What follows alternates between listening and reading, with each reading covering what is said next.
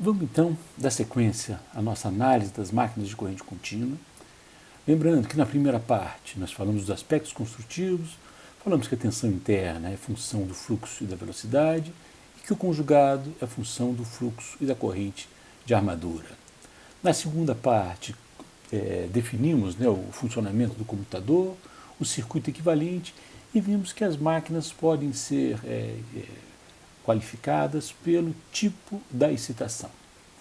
Na aula de hoje eu quero tratar da operação do gerador, ou seja, tratar das características de tensão terminal em função da corrente de carga e da característica do motor, da operação do motor, que é o conjugado em função da velocidade.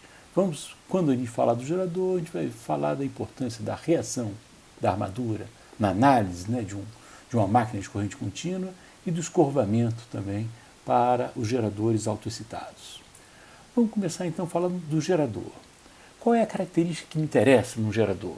Eu quero traçar então V terminal em função de I. Eu posso supor que a minha fonte de energia mecânica seja uma fonte ideal, ou seja, que a máquina seja acionada com uma velocidade constante. E é bom a gente lembrar o que a gente quer, né? Eu gostaria que um bom gerador é que a tensão permanecesse aproximadamente constante à medida que a corrente de carga fosse de 0 ao seu valor nominal. Então eu quero uma pequena queda de tensão, o menor possível, em função do aumento da carga.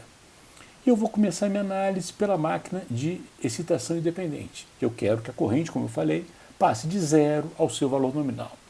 Qual é o valor da tensão terminal quando a corrente é igual a 0, a corrente de carga é igual a 0? Lembrando então, quando a corrente de carga do meu gerador é igual a 0, a tensão V é igual a E.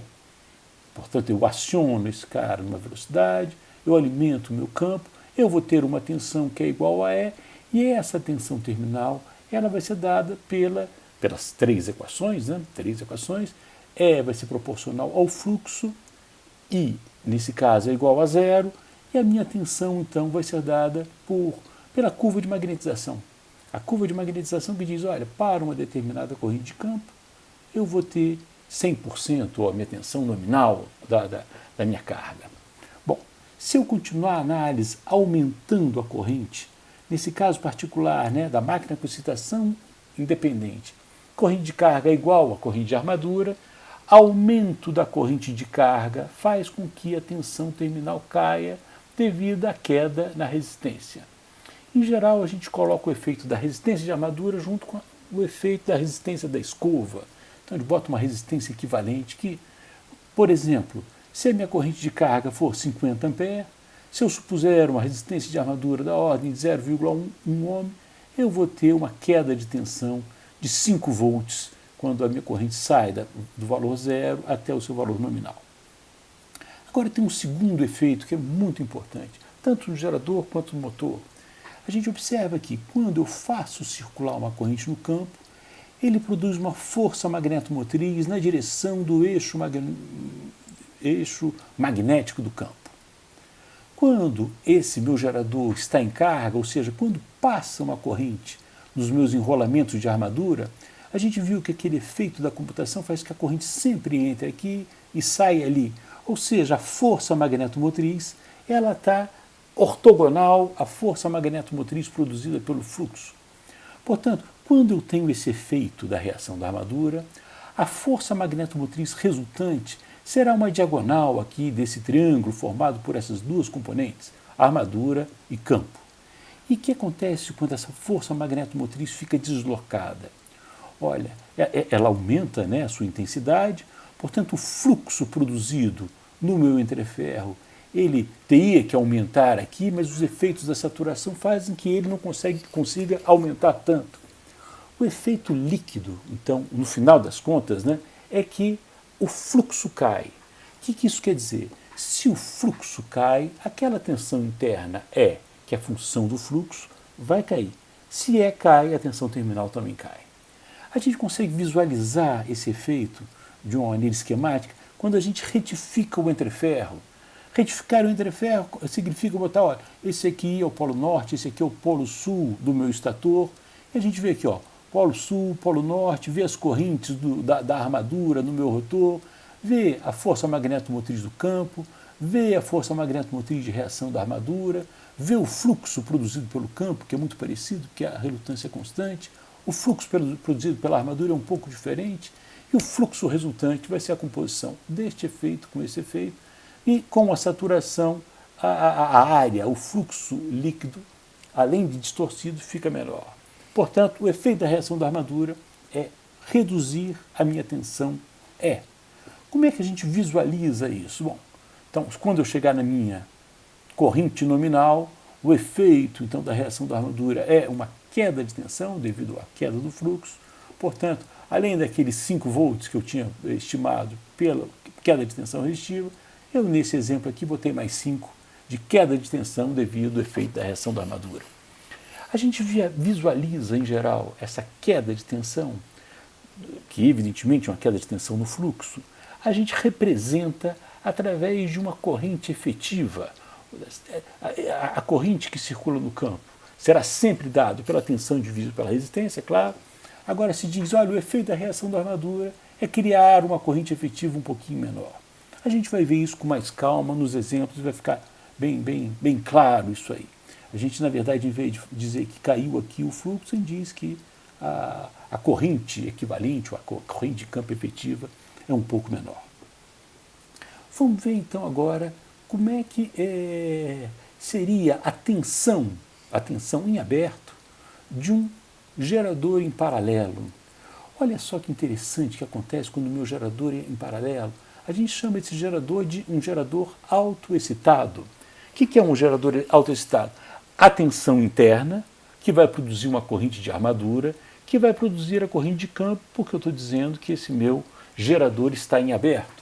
Evidentemente, quando o gerador está em aberto, V aproximadamente igual a E, só haverá corrente de campo se E for diferente de zero.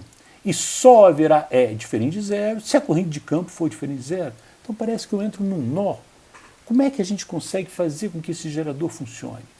A gente tem que supor que naquele meu enrolamento, naquele meu estator da minha máquina de corrente contínua, um fluxo residual. Esse fluxo residual, quando eu faço rodar o eixo, produz uma tensão residual. Essa tensão residual produz uma corrente de campo que, por sua vez, aumenta o fluxo. Aumentando o fluxo, aumenta a tensão, e essa tensão vai crescendo até chegar no seu valor nominal. A gente consegue visualizar isso aí através dessa curva. Olha só, eu digo que eu tenho um fluxo residual que vai produzir uma correntezinha residual que aumenta o fluxo, que aumenta a corrente e assim por diante. O importante é a gente perceber que o ponto de operação do meu gerador autoexcitado será aquele aonde a curva de magnetização cruza com a curva V é igual a RFF. Certo? E isso é importante. Naquele nosso exemplinho, então, ele vai cruzar aqui com R igual a 100 ohms, vai ter que a minha corrente de campo vai ser 1 ampere para produzir uma tensão de 100 volts. Olha só que interessante. Evidentemente, se eu botar um reostato de campo aumentando a resistência, a declividade dessa curva vermelha, ela vai se deslocar aqui para a esquerda e vai ter um momento em que essa declividade vai tangenciar a linha de entreferro, ou seja, aquela parte linear da curva de magnetização. Quando eu chegar nesse ponto, eu não vou ter mais escorvamento. E a gente chama esse ponto de resistência crítica. Então, se eu tiver dados, como nesse nosso exemplo, eu posso ver facilmente que a resistência crítica desse exemplo é 150 ohms. Vamos aí falar então um pouquinho do gerador composto. O gerador composto, eu tenho um enrolamento em série para compensar os efeitos da reação da armadura, ou seja, a reação da armadura produz uma redução do fluxo, eu ponho quando a corrente de carga aumenta, eu ponho um enrolamento em série que compense aquele efeito de redução. O que acontece então é que eu posso ter várias características diferentes no meu gerador composto. Eu posso fazer com que a minha relação tensão-corrente seja plana, ou seja, o efeito do enrolamento de série compense exatamente a queda de tensão de reação da armadura. Eu posso dizer que eu posso botar mais enrolamentos ou mais bobinas em série e fazer uma tensão que, quando a corrente for nominal, a tensão é maior do que a nominal. Eu posso fazer menor que a nominal e posso fazer um caso extremo, botar o fluxo na direção inversa, ou seja, em vez dele somar com o fluxo produzido pelo campo paralelo, ele subtraia. E aí eu tenho que, quanto mais a corrente aumenta, menor o fluxo, menor é, portanto, menor a tensão terminal. A máquina série tem uma característica muito esquisita. Por quê? Porque a corrente de carga é igual à corrente de A, que é igual à corrente de F. Portanto, a sua característica é muito parecida com a curva de magnetização e, evidentemente, só haverá tensão terminal se eu tiver um fluxo residual. Quando eu chego na tensão nominal e corrente nominal, os efeitos conjuntos da saturação, da reação da armadura e da resistência fazem com que a tensão caia. Então, se eu achava que uma curva boa de VI era uma curva aproximadamente constante, no gerador série eu não tenho uma característica com essa cara. Vamos falar agora rapidamente dos motores, e quando eu falo de motor, eu quero traçar a curva conjugado elétrico em função da velocidade, sempre pensando em regime permanente, ou seja, quando o conjugado elétrico é igual ao conjugado mecânico, e eu quero calcular qual é a velocidade para uma determinada situação de carga. E eu vou começar com o motor paralelo ou motor shunt, e está aqui a nossa definição. Se é um motor, eu posso supor que a tensão aplicada é uma tensão constante, portanto, no motor shunt, essa tensão é igual à tensão de campo. Eu quero saber como é que faz, como é que o conjugado varia com a velocidade. É super simples, né? Porque as equações já foram definidas, né? Conjugado proporcional a φ A, sabe calcular quanto que vale A, eu sei quanto que vale E, eu posso então substituir esse e esse aqui, e eu tenho então que o meu conjugado é uma função linear da velocidade, e é uma função linear com declividade negativa. Olha só que interessante. A curva, então, pode ser traçada dessa forma. E essa característica de declividade negativa é muito importante. Por que eu digo isso? Porque, dada uma situação de carga, eu tenho um determinado conjugado mecânico que vai definir o conjugado elétrico e ele funcionando a uma determinada velocidade. Se aumentar o conjugado mecânico, a lei de Newton vai me dizer que a velocidade vai diminuir. Se a velocidade diminuir, o conjugado elétrico aumenta, de forma que eu tenho um novo ponto de operação com uma velocidade um pouquinho menor. Eu digo que é um pouquinho menor porque a declividade dessa minha reta é muito grande. Então, grandes variações de conjugado produzem pequenas variações de velocidade. Vamos falar então um pouquinho da máquina série, que é um pouquinho diferente. E aí eu pego, para simplificar, eu analisei a máquina série em condições lineares, só para lembrar que, olha, se a máquina é série IA é igual a IF, portanto o conjugado é proporcional ao quadrado da corrente, evidentemente considerando a máquina linear. Fazendo essas substituições, a gente tem que o conjugado elétrico é inversamente proporcional ao quadrado da velocidade. Eu tenho uma curva, portanto, parabólica. Que é característica? Bom, primeiro, ela tem essa característica de declividade negativa, aumento do conjugado produz uma redução da velocidade, mas ela tem outra característica que fala o seguinte: se o conjugado for a zero, a máquina dispara. Então essa é a característica de uma máquina, a curva, né, conjugado velocidade de uma máquina série. Era isso que eu queria falar para vocês nessa terceira parte. Depois a gente continua e eu agradeço muito a atenção de vocês.